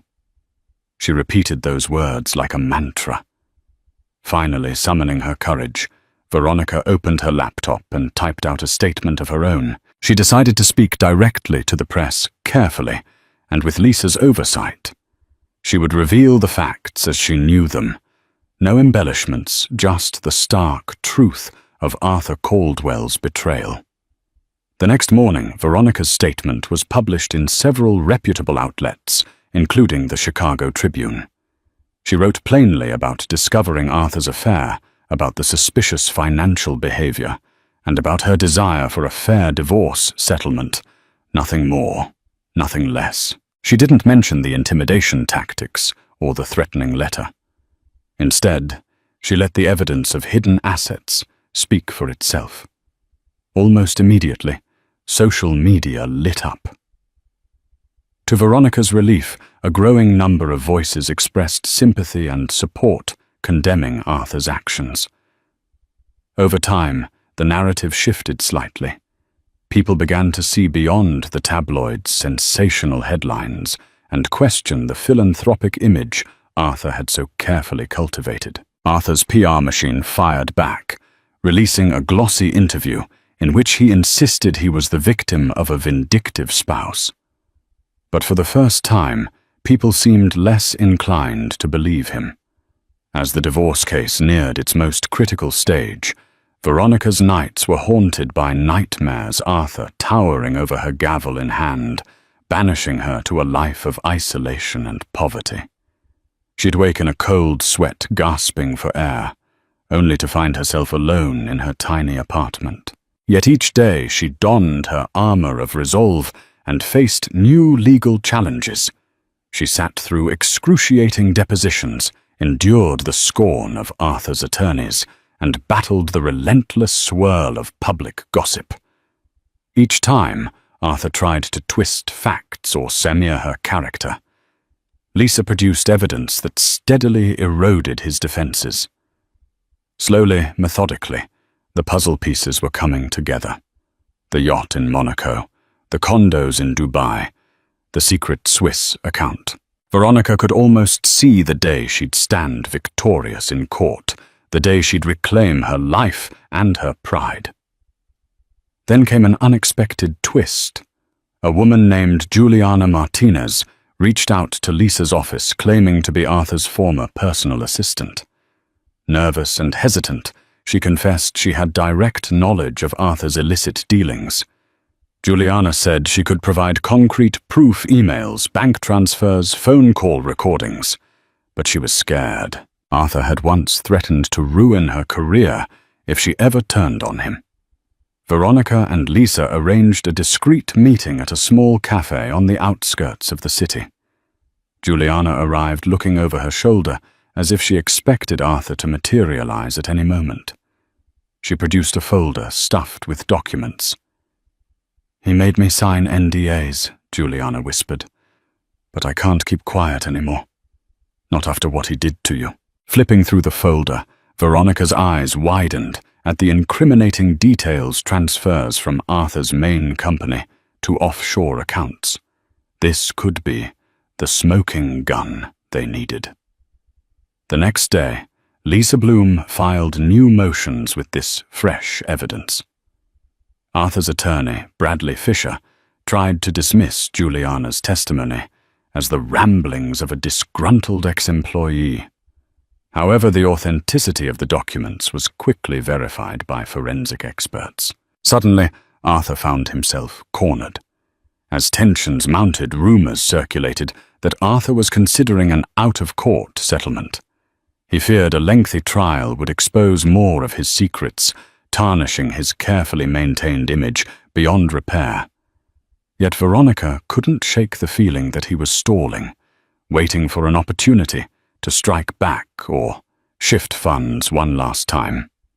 Lisa cautioned Veronica to stay alert. If Arthur decided to settle, it might come with conditions like strict confidentiality clauses. But Veronica was beyond caring about hush money. She wanted accountability. She was determined to stand her ground, no matter how fiercely Arthur fought to maintain control. The court date for the next major hearing arrived under the weight of an overcast sky. Veronica dressed in a simple navy suit, her hair pulled back neatly. As she entered the courthouse, she spotted a throng of reporters again. But she also saw familiar faces, friends like Deborah Knight and Laura Singletree, there to offer moral support.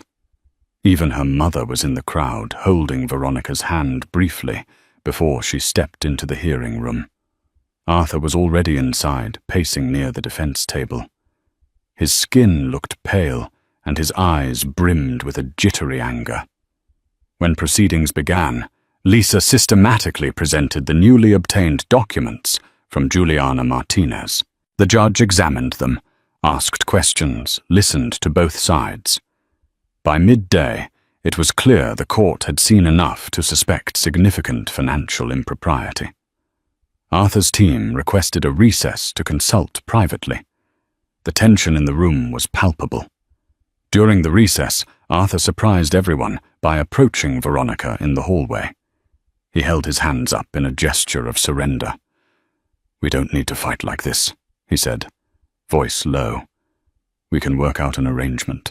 For a fleeting moment, Veronica glimpsed the Arthur she once knew, the caring philanthropist, the man who'd first swept her off her feet. But she also remembered his betrayal, the lies, the smear campaign, the hidden assets. She met his gaze.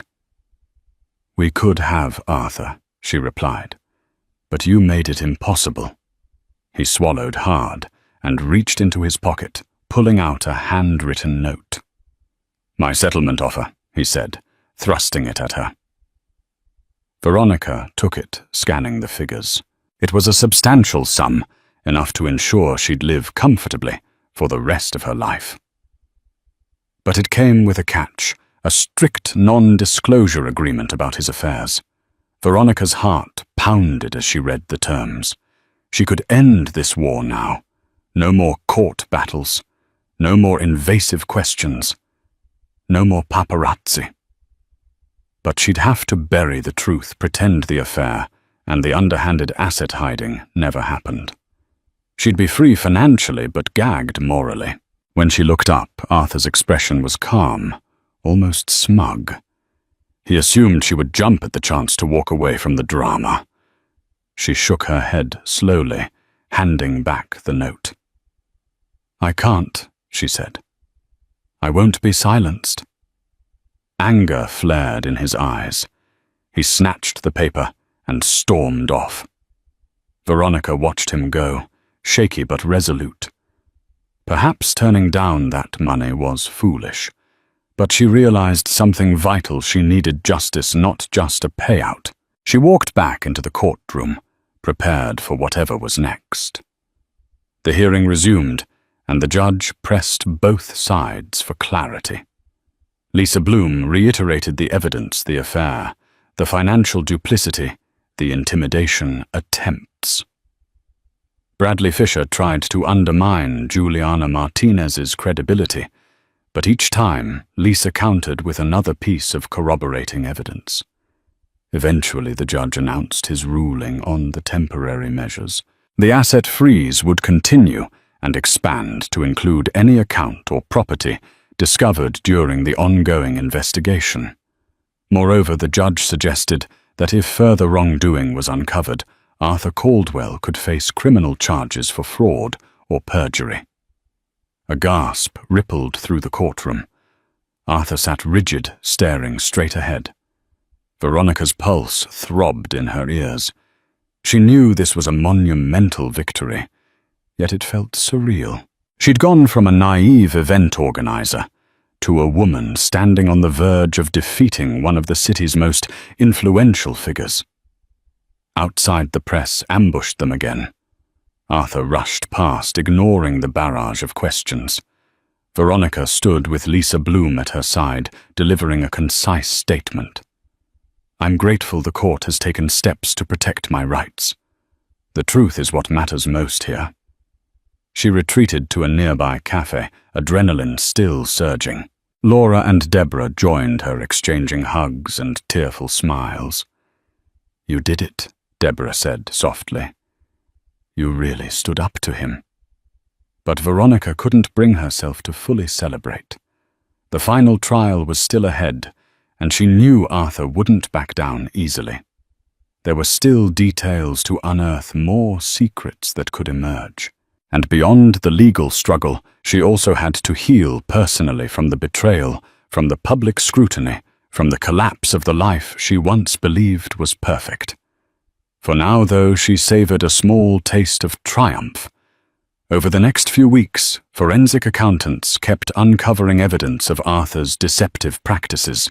Each new revelation painted a damning portrait of a man willing to manipulate his philanthropy business ventures and personal relationships to maintain a veneer of respectability. Meanwhile, Arthur's legal team scrambled to discredit sources. They claimed that Juliana Martinez had been bribed, that Deborah Knight bore a personal grudge, that Veronica had orchestrated a grand scheme to frame Arthur. Yet none of these accusations held up under scrutiny. It was a media circus. Talk shows debated the scandal, with some hosts defending Arthur's philanthropic track record, while others condemned his apparent hypocrisy. Late-night comedians even made jokes about hidden yachts and questionable Swiss accounts. Veronica watched it all with a sense of detachment. Her pain was real, but it had become fodder for national entertainment, and she couldn't entirely escape that reality. Amid the legal wrangling, Veronica's personal life stood in shambles. She'd lost friends who sided with Arthur out of fear or loyalty. She avoided major social events, uncertain whether she'd face hostility or pity. The only bright spots were the unwavering support of her mother, Laura Deborah, and a handful of true friends who believed in her. During this time, she rekindled old passions, writing poetry, practicing yoga, volunteering at a local shelter. These small acts gave her a sense of purpose beyond the courtroom drama. She began to realize that she wasn't just fighting against Arthur. She was fighting to rediscover herself, her identity, after years of molding her life around his pursuits. One late evening, she penned a poem about resilience, tears slipping down her cheeks. Maybe she thought this heartbreak would be the crucible that forged a stronger version of herself. As the final trial date approached, Arthur made one last desperate move. His lawyers filed a motion to remove the presiding judge, alleging bias. They produced quotes from prior hearings, claiming the judge had shown a consistent prejudice against Arthur's wealth. The stunt caused a brief delay, but ultimately failed. The appellate court found no grounds for recusal. Yet the maneuver signaled just how far Arthur was willing to go. It fueled Veronica's anxiety, knowing he still had cards to play. She braced herself for the possibility that new damaging information about her might surface, though she couldn't imagine what else Arthur could concoct. And then, in a twist that surprised everyone, the identity of the mystery woman finally surfaced. A tabloid obtained photos of her with Arthur on a private jet. She was identified as Simone Duval, a high-powered consultant known for her ruthless business tactics. The saga deepened. Simone Duval, her name alone carried an aura of intrigue. Rumors about her influence on Arthur's finances spread like wildfire. Some said she was his silent partner, advising him on secret offshore investments. Others claimed she was the mastermind behind his entire operation. Veronica felt a strange mixture of relief and fury. At least now the woman had a name and face dispelling the painful mystery. But the fact that Simone might have orchestrated Arthur's deceit made her betrayal even more palpable. Word reached Veronica that Simone was preparing to testify on Arthur's behalf, presumably to challenge the narrative around his finances. Lisa, however, wasn't fazed. "If they want to put her on the stand, that could backfire," she remarked. "We have more than enough evidence to contradict anything she says." Still, the thought of facing Simone in court filled Veronica with dread. She braced for yet another confrontation. The morning of the trial's opening arguments arrived in a blur of tension. Veronica had hardly slept the night before. She dressed carefully, choosing a charcoal grey suit and a simple pendant necklace her mother had given her years ago. It felt like armor, an emblem of her roots and the resilience she'd inherited. When she walked into the courtroom, the atmosphere crackled with anticipation. Journalists packed the gallery laptops open and cameras at the ready. Arthur sat at the defense table, stoic Simone Duval by his side, whispering to Bradley Fisher. She wore a power suit in deep burgundy, exuding confidence. Lisa Bloom began her opening statement with measured precision, outlining Arthur's pattern of financial deception, the evidence from Juliana Martinez, and the suspicious timeline of overseas transfers. She ended with a quiet but firm assertion. "This case is about truth and ensuring that my client, Mrs. Caldwell, receives justice." Bradley Fisher responded by painting Arthur as a generous philanthropist, misunderstood and maligned by a vengeful spouse. He lambasted Veronica's aggressive tactics and accused her of orchestrating a smear campaign. Simone Duval nodded in agreement, occasionally whispering suggestions to the defense team. Witness testimonies followed.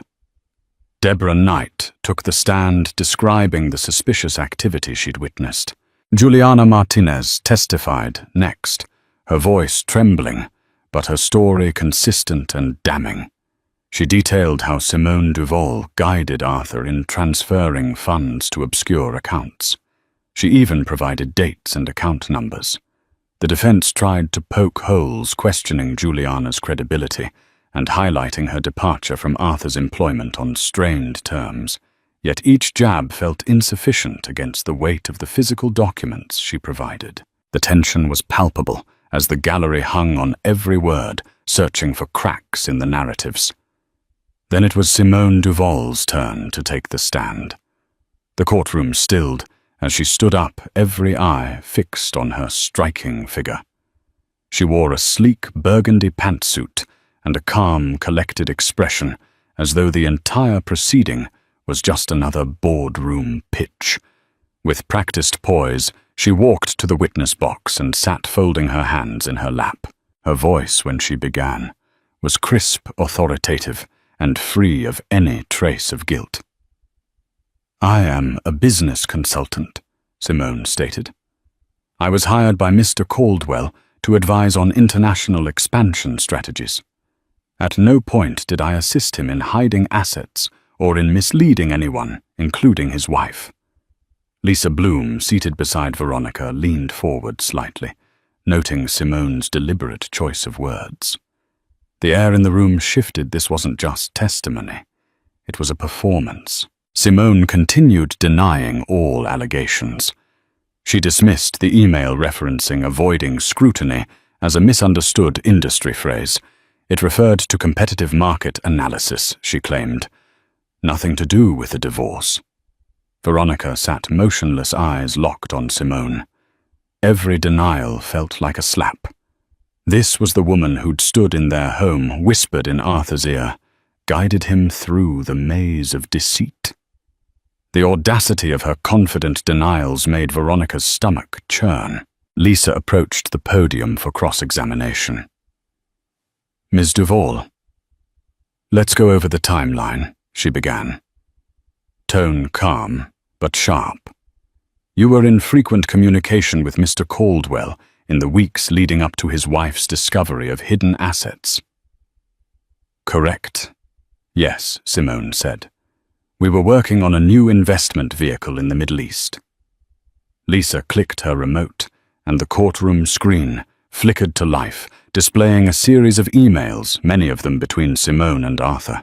The subject lines were technical, but one stood out: urgent trust structuring to shield holdings. "Care to explain this one?" Lisa asked. Simone shifted. It was a legal conversation around forming a trust to protect business interests. "Standard." Lisa's voice sharpened. "Standard? Then why does this email, dated 1 week after Mrs. Caldwell confronted her husband, mention the need to reroute investments before the asset freeze request goes through?" A murmur rippled through the gallery. Simone blinked rapidly, her composure visibly cracking for the first time. "I can't speak to Arthur's intentions," she said. "I just followed instructions. I wasn't aware of any legal filings." Lisa pressed further, presenting internal memos that included Simone's annotations, some even in her handwriting. One clearly read, "Move fast, no paper trail." Simone stammered. "These could have been misinterpreted," Lisa interrupted. "You're under oath, Ms. Duval." Silence hung heavy in the air. Simone's fingers tapped nervously on the wooden edge of the stand. Her earlier confidence dissolved into a growing unease. From her seat, Veronica saw the shift in the jury's expressions. Doubt had crept in. They were no longer seeing a sophisticated consultant. They were seeing someone implicated, someone with too much access, too much knowledge, and too many reasons to lie. Lisa concluded her cross with a piercing statement. "Ms. Duval, you didn't just consult, you conspired, and the evidence shows it." The judge called for a brief recess, allowing the courtroom to breathe. Simone stepped down, face pale, lips tightly pressed. Arthur avoided her gaze. Back at their table, Lisa turned to Veronica. "She's rattled, and that helps us. A lot." Veronica exhaled slowly, her heart pounding. For weeks, she had feared Simone's testimony would destroy her case. But now the cracks in Simone's mask were visible to everyone. The woman who had once operated from the shadows now found herself under the harshest light, and she was beginning to crumble. As the courtroom doors closed behind Simone, Veronica felt a subtle shift in momentum. The tide was turning. Truth, after months of suffocation, was finally clawing its way to the surface. The trial pressed on like a war of attrition. Every day in court felt like a battlefield. And on the final day of witness testimony, the atmosphere was charged with unspoken anticipation. Arthur Caldwell was called to the stand. He adjusted his tie with a measured calm, walking slowly to the witness box as cameras outside continued flashing through the courthouse windows. Dressed in a tailored grey suit, he wore the same carefully constructed expression of dignity he had worn at every gala and photo op for years. As he took the oath, his gaze drifted briefly toward Veronica. She didn't flinch. She'd spent months preparing for this moment. Arthur's attorney, Bradley Fisher, began the direct examination. His tone was sympathetic, almost theatrical.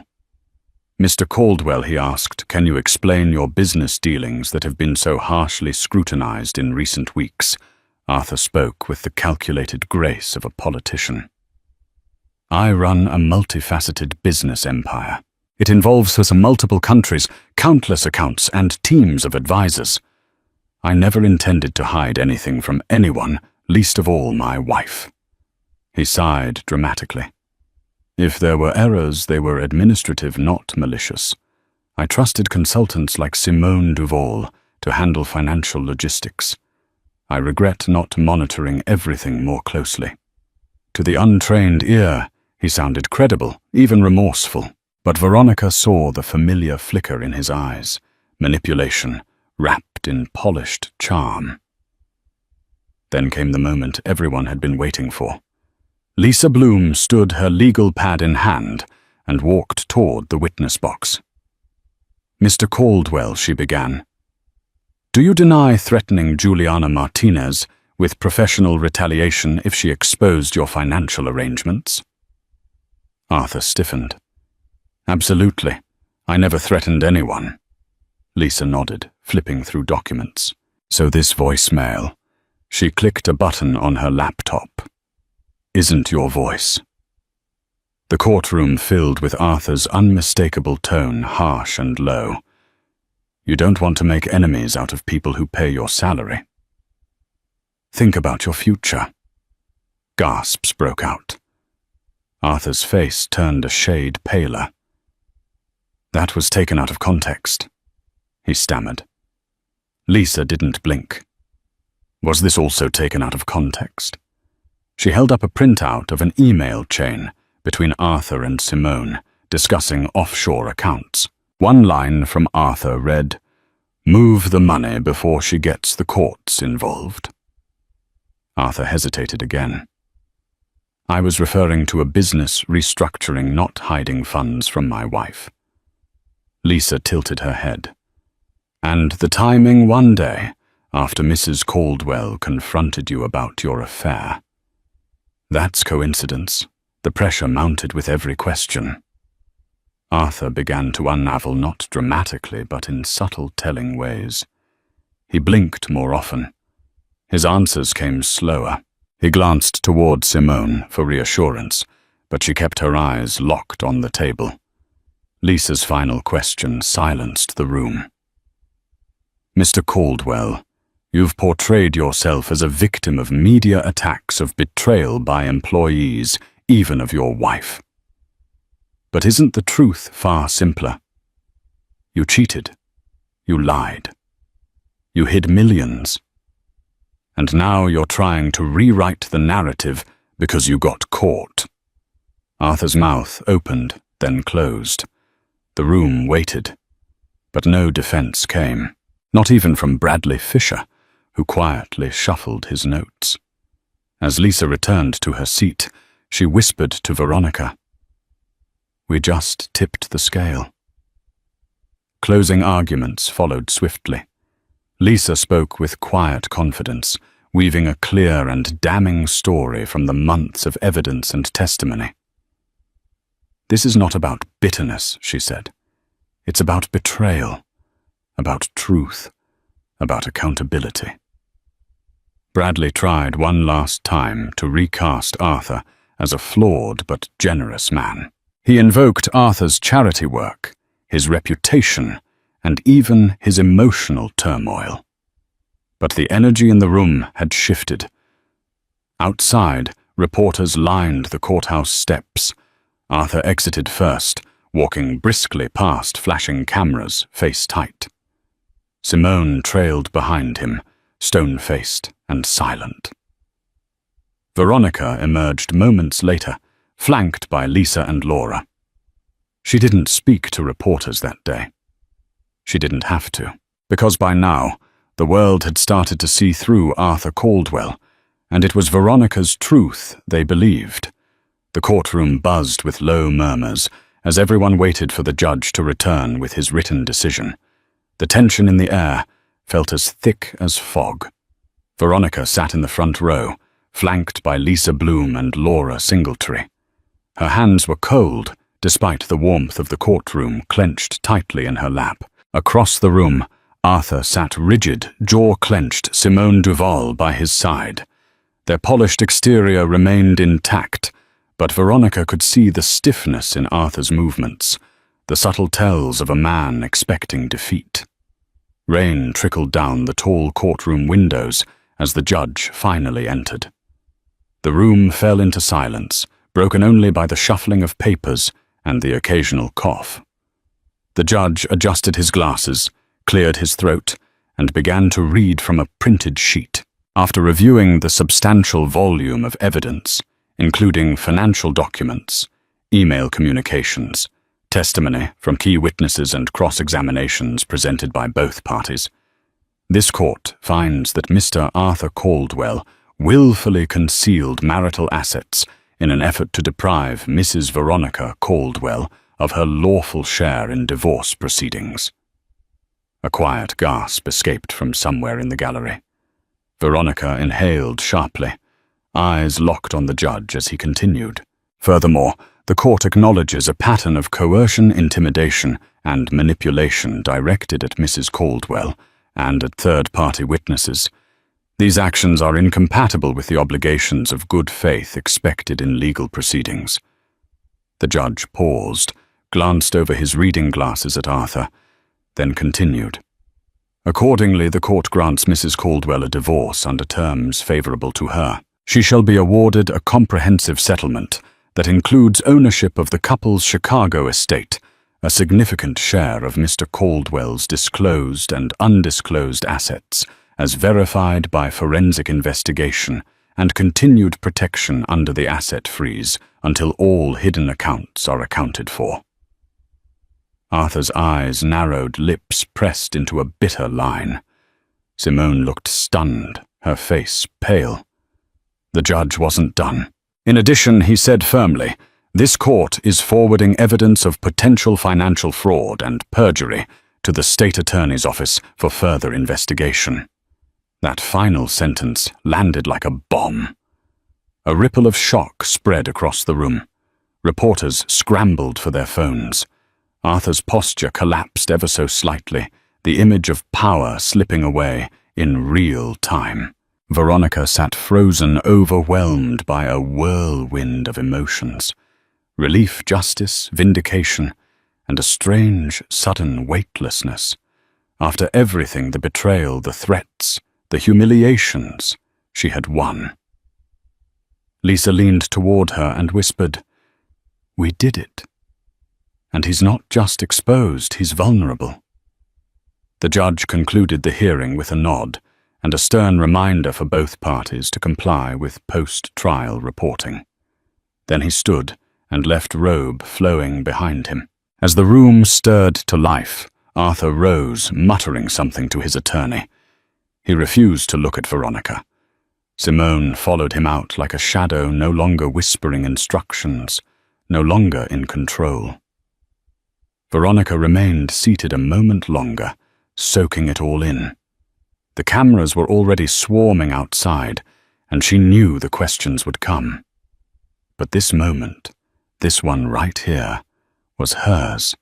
When she finally stood, Lisa and Laura embraced her tightly. "I feel like I can breathe again," Veronica whispered, tears brimming in her eyes. Outside, the sky was still grey, but to her it looked brighter than it had in months. Reporters surged toward her, mics outstretched, but this time Veronica faced them without fear. She spoke clearly, calmly.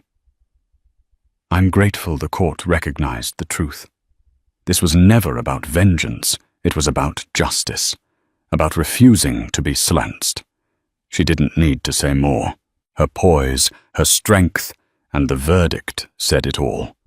That night, Veronica returned to her apartment, set down her keys, and looked out over the city lights. For the first time in a long while, she felt free. Not because she'd defeated Arthur, but because she'd reclaimed herself, her name, her story, her future. and this time it belonged to her alone. Veronica's breath caught in her throat. She felt tears welling as relief, vindication, and overwhelming emotion washed over her. She turned to Lisa and Laura, embracing them, scarcely believing it was over. Arthur's face was a dark mask of fury. Simone stared straight ahead, jaw clenched. Outside, reporters bombarded Veronica with questions, but for the first time she felt at peace facing their cameras. She spoke clearly. "I'm grateful to the court for recognizing the truth. This wasn't about revenge, it was about fairness and dignity." That evening, in the quiet of her apartment, Veronica allowed herself a moment to weep for the marriage she had lost, for the illusions that had shattered. Yet she also felt a new sense of freedom blossoming within her. A chapter of her life had closed, and though scarred, she emerged standing tall. In the end, Veronica Caldwell found more than just a legal victory. She reclaimed her voice, her identity, and her future. The court's ruling froze Arthur's elaborate web of secret holdings, forcing him to face the consequences of his betrayal. Though she lost friends and endured public scrutiny, Veronica discovered a newfound strength within herself. No longer defined by her husband's wealth or reputation, she stepped forward into a life shaped by her own choices.